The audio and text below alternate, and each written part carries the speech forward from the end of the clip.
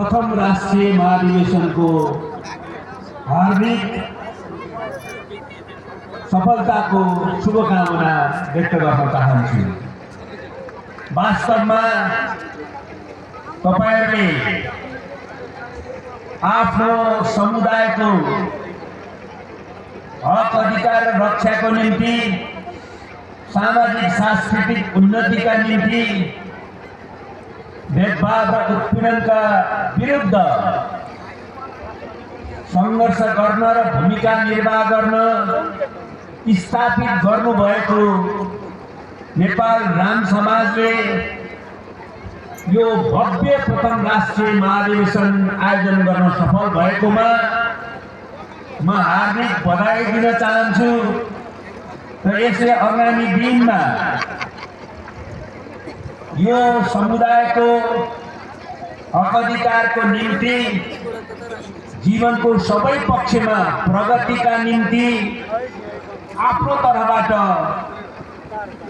राम्रो भूमिका निर्वाह गर्न सक्षम हुनेछ भन्ने विश्वास सहित शुभकामना पुनः प्रकट गर्दछु र मेरो तर्फबाट तपाईहरुको यो राम समाजलाई सम्पूर्ण सहयोग गर्ने विश्वास पनि म दिलाउन चाहन्छु।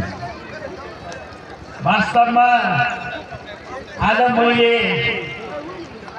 गर्वको अनुभूति गरेको छु। नेपालको अत्यन्तै उत्पीडित र भेदभावमा पारिएको यो समाजका सदस्य तपाईहरु यसरी संगठित भएको देख्दा,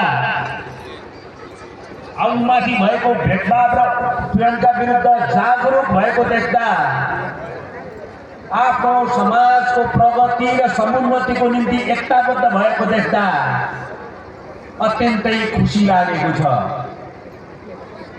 म तपाईहरुलाई यो कुरा भन्न चाहन्छु कि यो समुदायले लामो समयदेखि कठोर संघर्ष गरेर आफूलाई समान स्तरमा ल्याइ पुर्याउन सफलता प्राप्त गरेको हो। ठूलो संघर्ष तपाईहरुले गर्नुभएको छ। ठूलो अन्याय, अत्याचार, भेदभाव थप्नु भएको छ।